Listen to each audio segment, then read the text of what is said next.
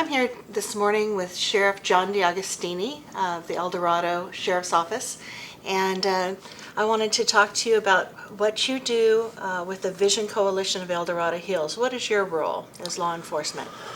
Well, I sit on the executive board and as a representative from law enforcement for representing the communities of El Dorado County. And it means a lot to me because, this is dealing with our youth, and the youth are the future of El Dorado County. A lot of my career was working in the narcotics field, and I've seen and know what that does to a community.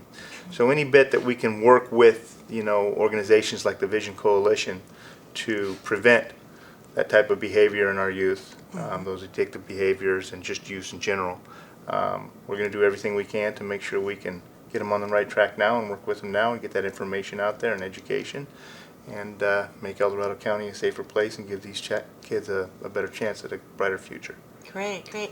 What are some of the projects you've been involved with the coalition? Well, I go to the meetings. I go to the community forums and speak on behalf of law enforcement.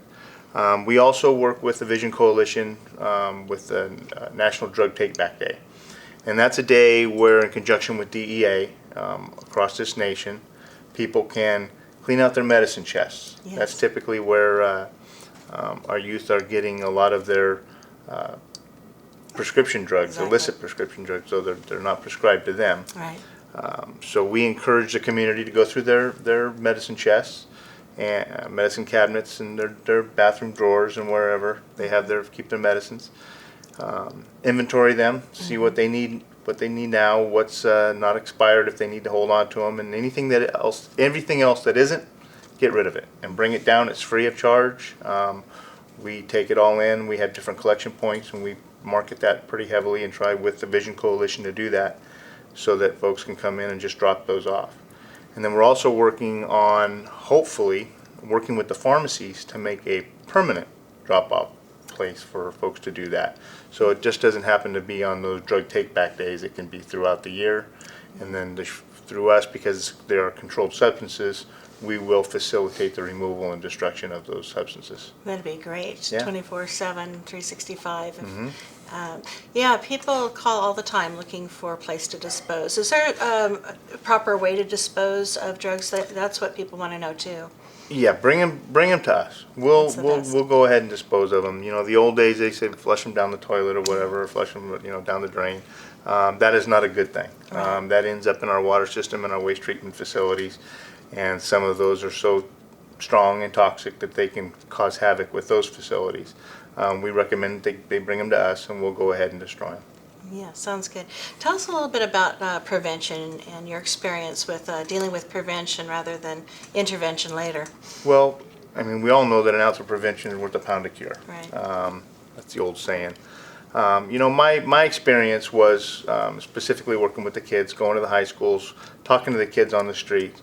And it does work. It does help. One of the best success stories I've had, people ask me, what's the best thing you've ever done in law enforcement? And I was on the SWAT team. I was on the marijuana suppression unit, crime specific unit, as armor, range master, firearms instructor. I've investigated everything from bad checks to homicides. But by far the best thing that ever happened to me in my career was a 16-year-old kid named David. Mm-hmm. And he was going down that path. Yeah. And his folks, I was assigned, I was this, what was called a pseudo-resident deputy, kind of the city's deputy when I was working in Amador. And his folks asked me to intervene if I could. So I kind of made a project out of David. I would take him to school in the morning when he was miss his bus to make sure he went to school. I would, with his parents' permission, I had free reign of his backpack and his personal belongings. I would search his backpack at any given time. Mm-hmm. We did that for a while, and he started doing really good. That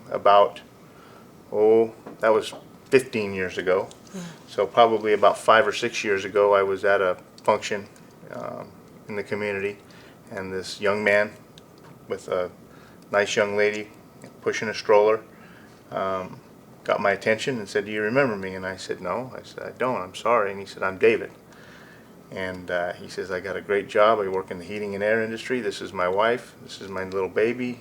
We just bought a house." And he was doing really, really well.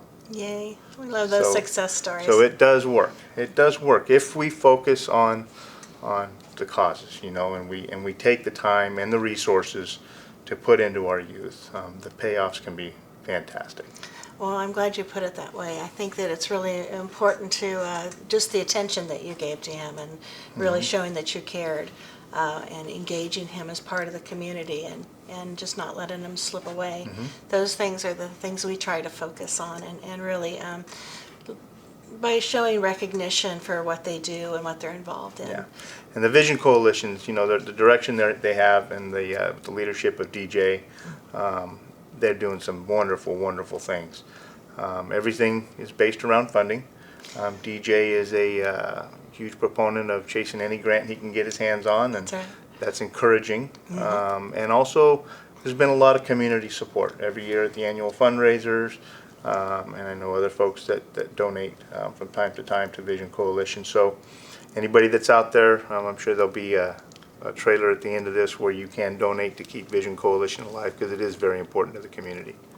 Well, thank you, and I hope you're going to be at our next fundraisers, the Kentucky Derby this year, All right. I'll May be there. 4th, 2013. I'll be there. Yeah, it'll be a fun time.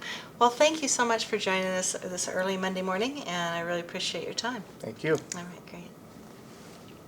I wish they all went like that. I know, that was too easy. Yeah, you You speak got a me all lot. prepped up. Yeah.